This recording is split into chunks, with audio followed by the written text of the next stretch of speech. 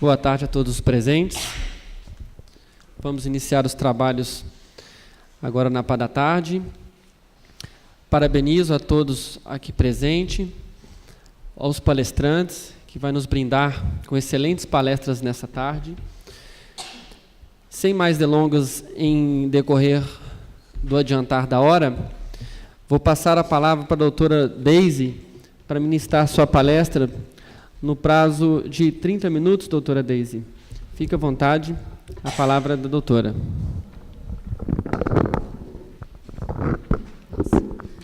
Bom, boa tarde a todos e a todas.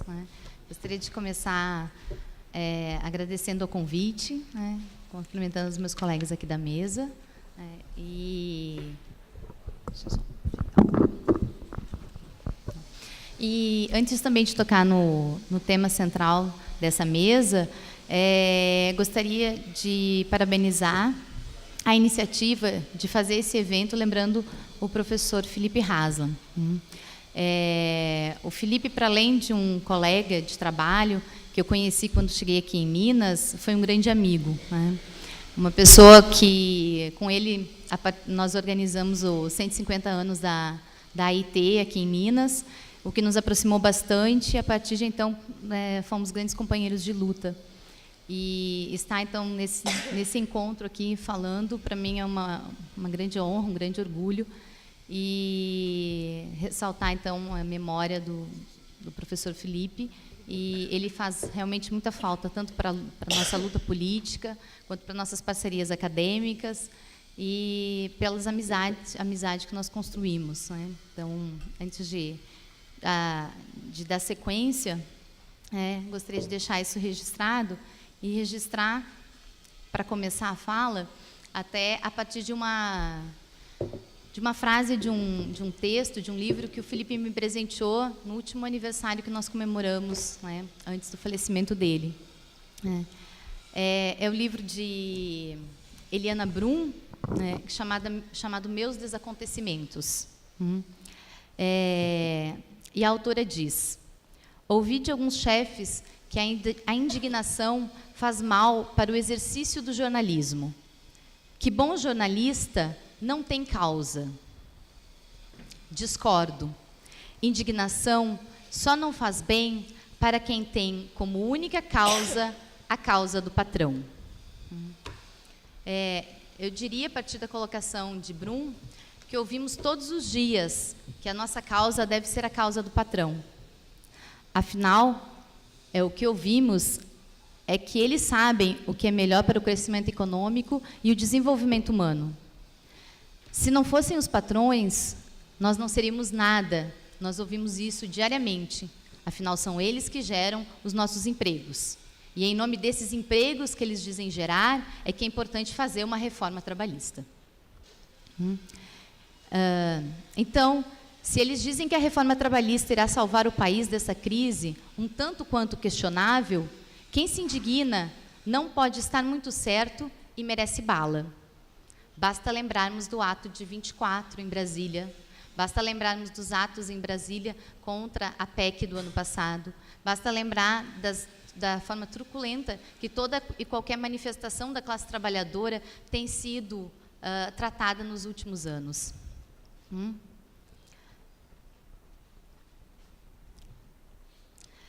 É bom nós pensarmos, que se a esfera informacional e ideológica dessa grande mídia não consegue nos convencer de que a nossa causa deve ser a do patrão, a força violenta do Estado tenta nos convencer. Mas os patrões subestimam a nossa capacidade de compreensão que, sob o capital, nossas causas, ou, em outras palavras, nossos interesses, eles são antagônicos, eles são contraditórios. Por mais que a mídia jornalista, essa esfera informacional e ideológica, tente nos convencer, e não é com pouco esforço, recentemente a Carta Capital, por exemplo, publicou uma pesquisa em que 100% de todo o tempo destinado a comunicar sobre a reforma trabalhista em determinados telejornais se posiciona a favor da reforma.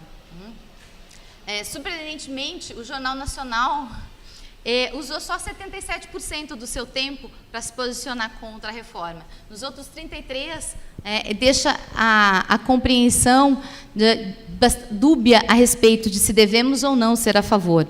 Aí esse dado quase me convenceu que eu devo começar a assistir o Jornal Nacional.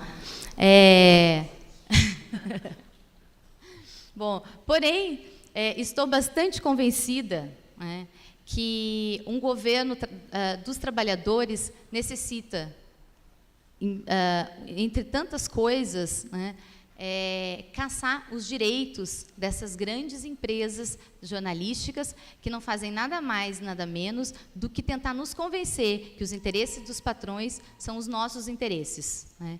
E o fazem, não é por coincidência, é porque são eles também grandes patrões. Em suma, não entendo o espanto de muitos que veem que os grandes empresários da indústria informacional defendem, por meio de seus trabalhadores jornalistas, as causas dos patrões. Não temos que nos espantar, nos horrorizar, com o movimento natural das relações sociais capitalistas. Eu entendo e defendo que temos, assim como coloca Brum, nos indignar. E nada melhor para a indignação que compreender os significados dessas reformas. Precisamos entender que a reforma trabalhista proposta não é nem um disparate, nem um fato extraordinário, nem uma aberração.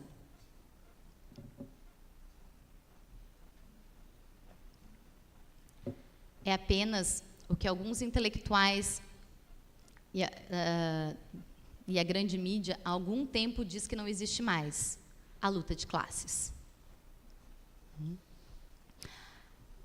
A reforma trabalhista não é um mero desdobramento de uma crise irrecuperável do sociometabolismo do capital, mas uma necessidade do processo de acumulação do capital.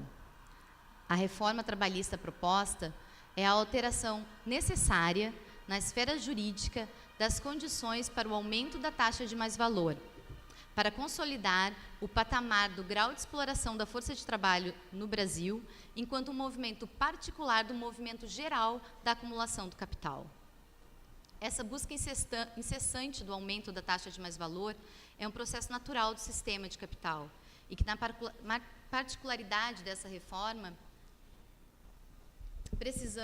presenciamos os inúmeros meios que os capitalistas têm para alcançar o capital a um novo ponto da espiral da acumulação.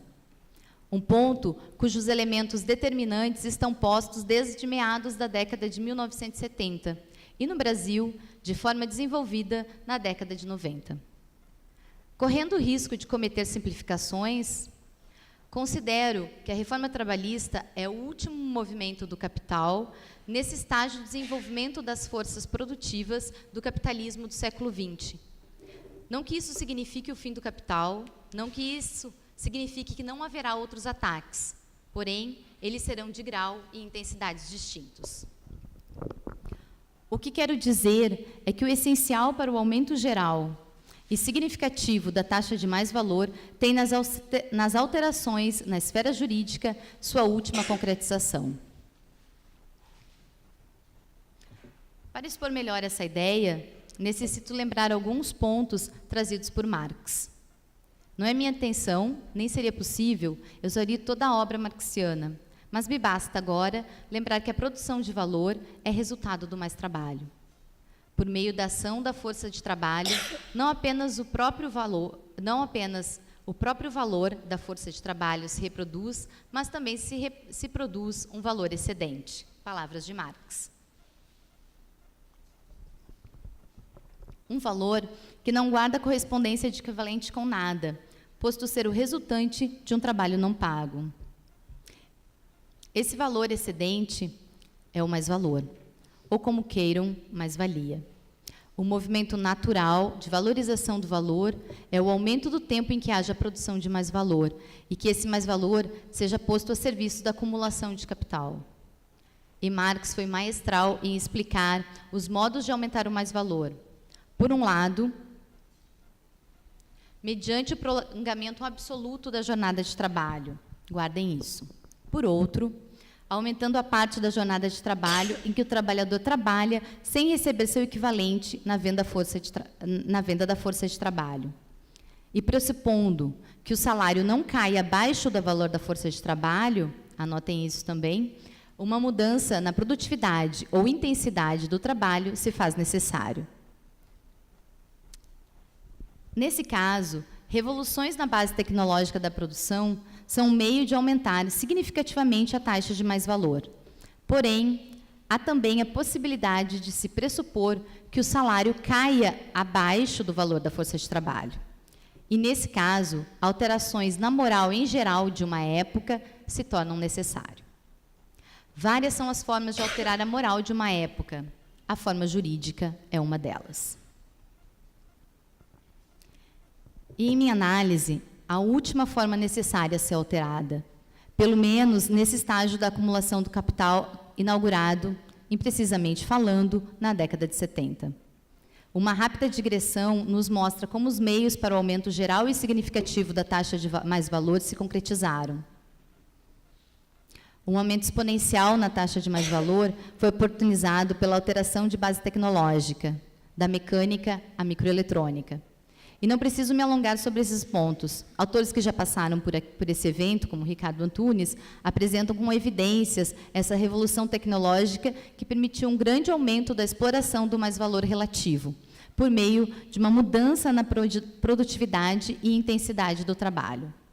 Mas quero destacar que, quando falo em revolução na base tecnológica, não faço alusão a uma implantação do que passamos a chamar de modelo toyotista, embora também o faça.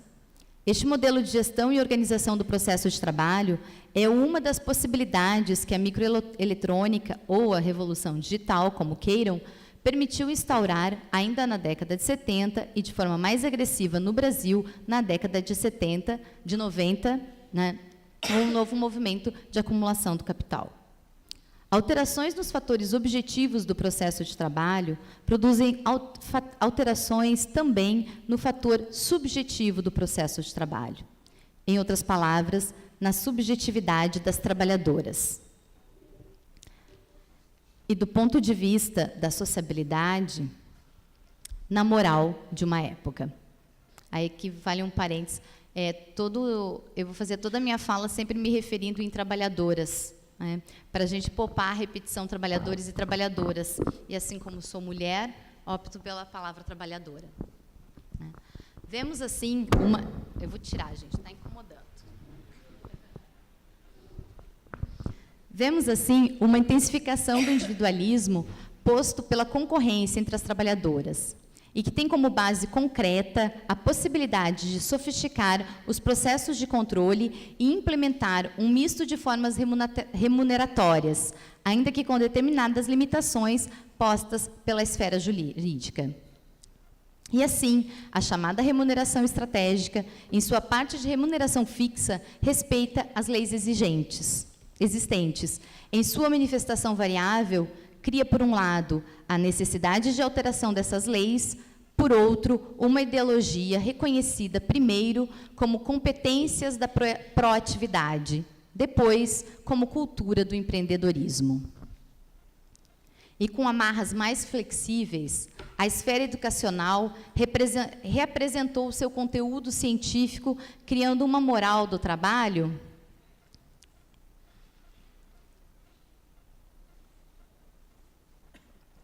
que correspondeu às necessidades de aumento da produtividade e da intensificação do trabalho, ou seja, que avançou ainda mais no aumento da taxa de mais-valor, por meio do aumento do mais-valor relativo. Eis as ciências da natureza e as ciências da humanidade alavancando a acumulação do capital. Como essa moral empreendedora consolidada e reforçada pelos mesmos mecanismos que a produziram, está dadas as condições sociais para avançar no processo de aumento da taxa de mais-valor pela consolidação legítima desta moral. Está dado o passo final, claro que entre aspas, para concretizar os meios disponíveis para alavancar o processo de acumulação. E nesse movimento, não que nos demais isso não tenha acontecido,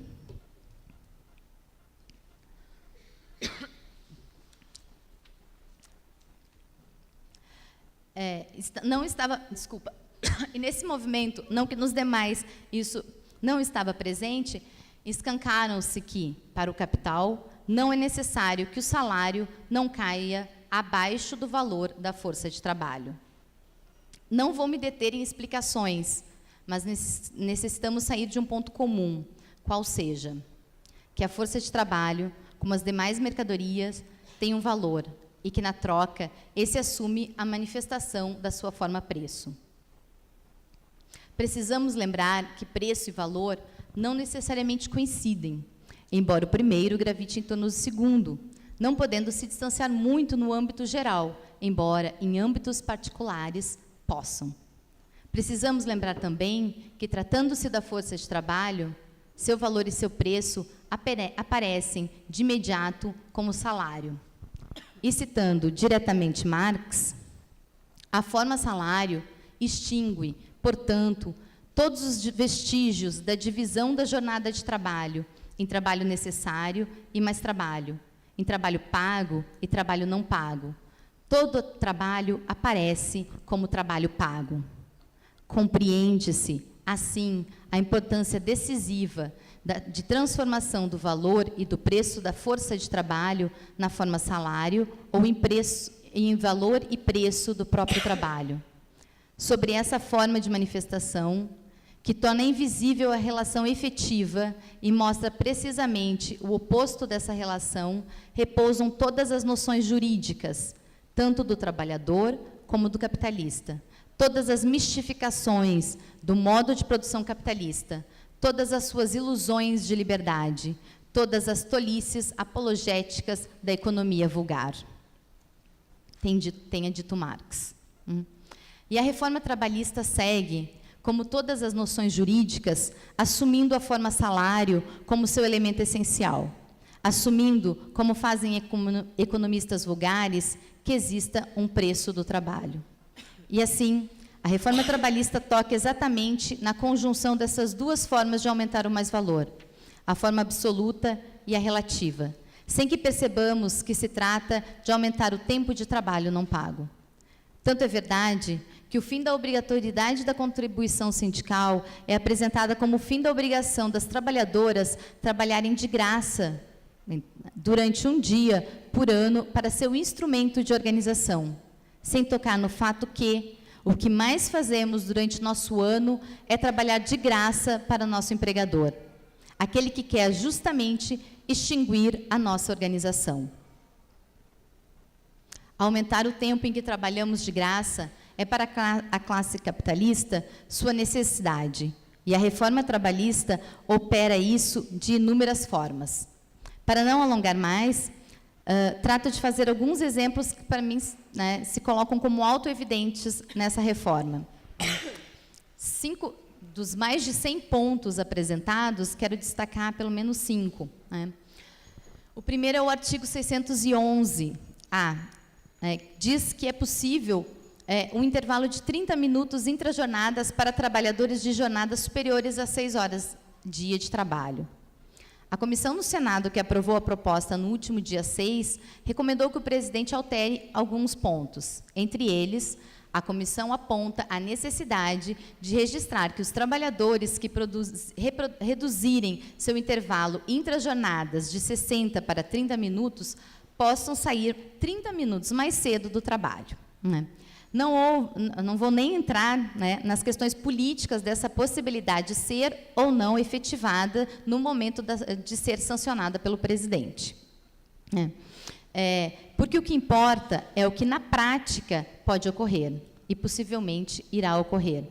O aumento da jornada de trabalho de 8 horas para 8 horas e 30 minutos, sem alterar a extensão da jornada formal de trabalho. Na realidade cotidiana dos trabalhadores, nós já sabemos que assim ocorre. Chegando ao final de nosso expediente formal, e se nós tivermos trabalhos, nós continuamos trabalhando. Agora, sair 30 minutos mais cedo, considerando que nominalmente a nossa jornada de trabalho não findou, é algo que, na prática, se tornará cada vez mais impossível. Sobretudo quando nós não vamos nem mais ter o direito dos acordos coletivos, ou teremos determinados acordos coletivos de forma fragilizada. Eis, então, na prática, a luta de classe em torno da extensão da jornada de trabalho no século XXI. Eis, na prática, a legalização de 30 minutos a mais de produção de mais valor. Eis, na prática, 30 minutos a mais do meu dia em que vou trabalhar sem nada receber em troca. Eis, na prática, eu doando 30 minutos da minha vida para o capitalista. Um outro exemplo que eu quero trazer é a alteração do artigo 457. E essa alteração retira do que é considerado o salário base do trabalhador coisas como percentagens, gratificações, ajustes e abonos. Isso tem impacto no valor do 13º, férias, fundo de garantia, aposentadorias, pensões. Uma diminuição do que é considerado o salário do trabalhador, por um lado, encurta o tempo em que o trabalhador trabalha para ele e aumenta o tempo em que o trabalhador trabalha e não é pago. Aumenta o mais-valor de forma relativa. E, por outro lado, reduz os impostos, ou seja, diminui o repasse do mais-valor para o Estado, para o fundo público. Diminui o montante sobre o qual, por meio da luta, a classe trabalhadora poderia fazer retornar para si uma parte do valor criado pelo seu próprio trabalho. Um terceiro ponto a chamar a atenção é o parcelamento do 13º salário. O artigo 611-B menciona que o negociado não prepondera sobre que o negociado não prepondera sobre o legislado no que tange à redução do valor nominal do 13º salário. Qualquer outra alteração pode ser feita. E o que, então, pode ser feito? O parcelamento, uma das questões, por exemplo, é o parcelamento em 12 vezes do 13º. De forma imediata, a trabalhadora individual pode até gostar. Se eu tenho um salário de 1.200 e posso receber 1.300 por mês, ao invés de esperar chegar até o final do mês para receber isso, pode ser bastante gratificante, individualmente falando. Mas considerando as questões da instabilidade do emprego, do desemprego, da rotatividade, a próxima geração de empregados que estarão submetidos a esse acordo já saem com uma redução salarial evidente.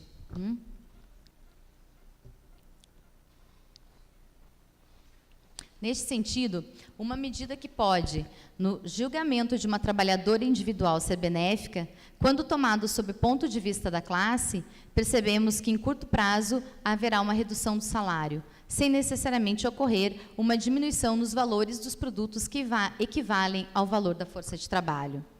Em outras palavras, por meio do mecanismo legal, permitiu-se que o salário caia abaixo do valor da força de trabalho. Com alteração no dispositivo legal, aumenta-se a extração do mais-valor relativo. Um quarto ponto é o artigo 433, que cria a possibilidade do trabalho intermitente. O parágrafo 3º desse artigo explica que o trabalhador fica à disposição do empregador, que o chamará quando dele necessitar, e o pagará conforme horas trabalhadas. De forma imediata, já sabemos o que irá ocorrer, como, por exemplo, os professores. Na época de recesso escolar, não haverá salário. O que acontecerá com os trabalhadores do comércio, que trabalharão apenas nas horas de pico das vendas e só receberão por essas horas trabalhadas? O trabalho intermitente acaba com a ideia de jornada normal de trabalho. E nunca é demais lembrar do que Marx aponta. A consolidação de uma jornada de trabalho normal é o resultado de uma luta de 400 anos entre capitalistas e trabalhadores. Ademais, Marx ainda menciona, ao discutir a forma salário, que se o salário por hora é fixado de maneira que o capitalista não se vê obrigado a pagar em salário diário ou semanal, mas somente as horas de trabalho durante as quais ele decida ocupar o trabalhador, ele poderá ocupá-lo por um tempo inferior ao que serviu originalmente de base para o cálculo do salário por hora. O capitalista pode agora extrair do trabalhador uma quantidade de mais trabalho sem conceder-lhe o tempo necessário para a sua autoconservação. Assim, o trabalho intermitente não é a liberdade do trabalhador das amarras da jornada de trabalho, do seu expediente normal de trabalho. Não é dar ao trabalhador e à trabalhadora a possibilidade de usufruir de mais tempo livre. É a liberdade do capital das amarras da jornada normal de trabalho. É a liberdade do capitalista de explorar o trabalhador em sua máxima potência. O quinto e último ponto que gostaria de chamar a atenção é o capítulo 2A da proposta da reforma trabalhista, que cria o teletrabalhador.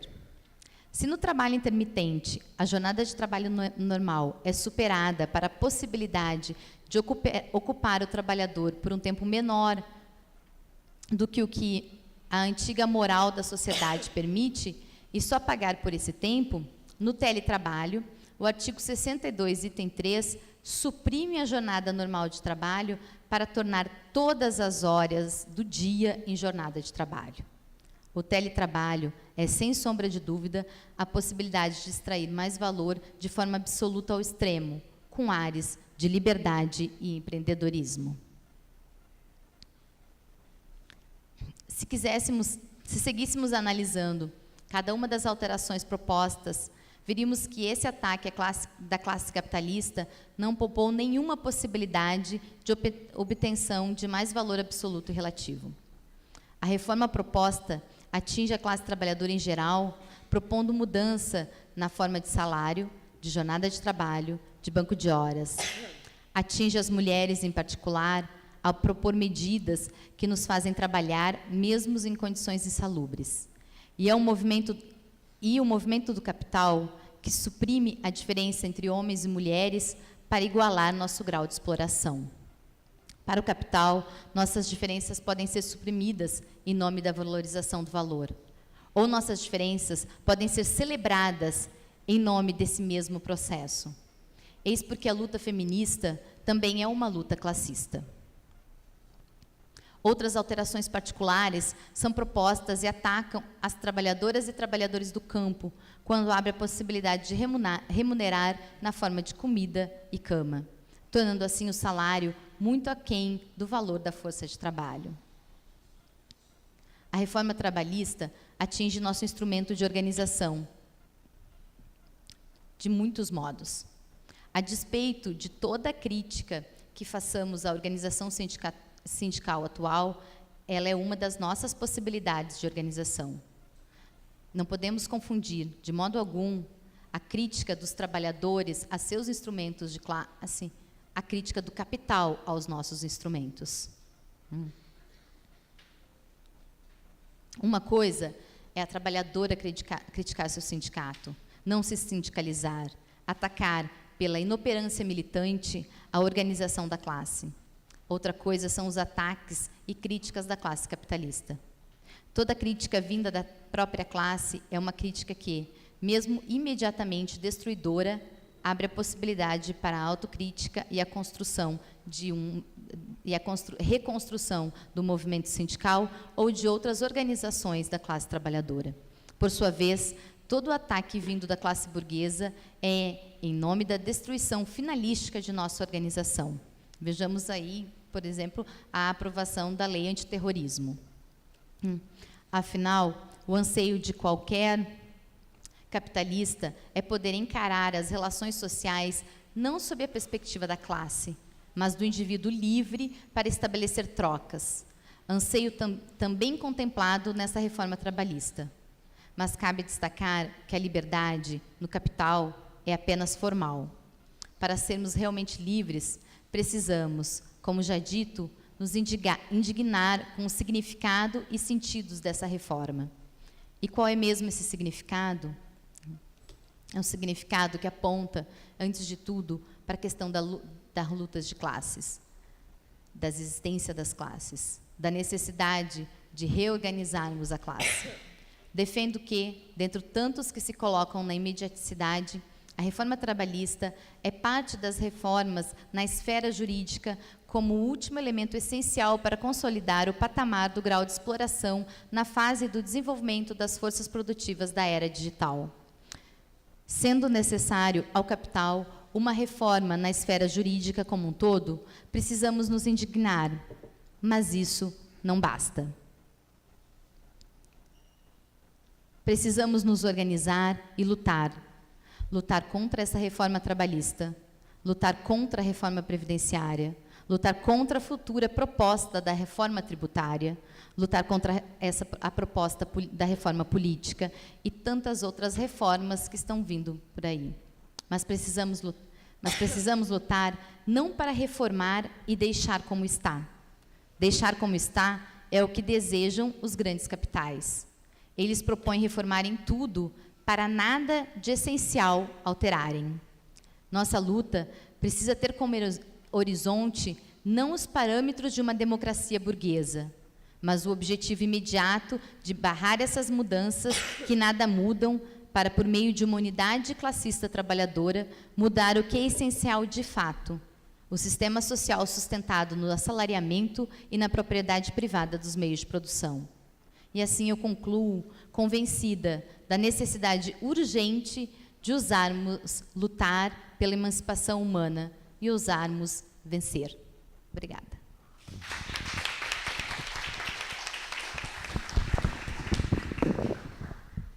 Parabéns pela exposição, professora Deise.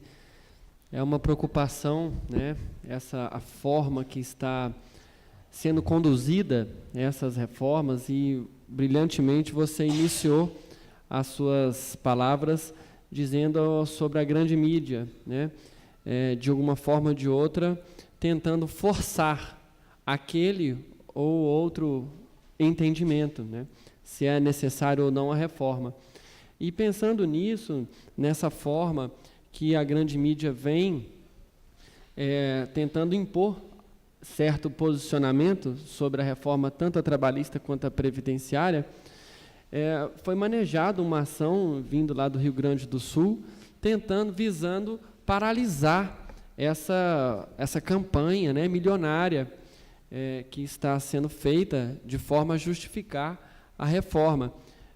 Foi dado uma liminar pedindo para que paralisasse essa maciça, né, massiva divulgação de determinada circunstância, a favor ou não a reforma, e durou durante uns 2 meses essa liminar, paralisando, né? Nós ficamos um bom tempo aí na mídia sem ouvir falar de necessidade ou não de reformas trabalhistas, mas infelizmente essa liminar foi cassada pelo nosso Supremo Tribunal Federal e continuam as divulgações.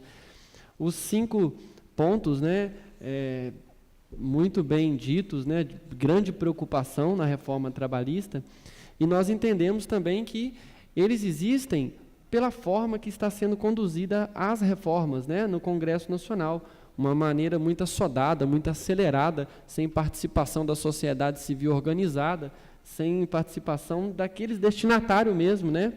E concordamos e parabenizo mais uma vez a brilhante exposição.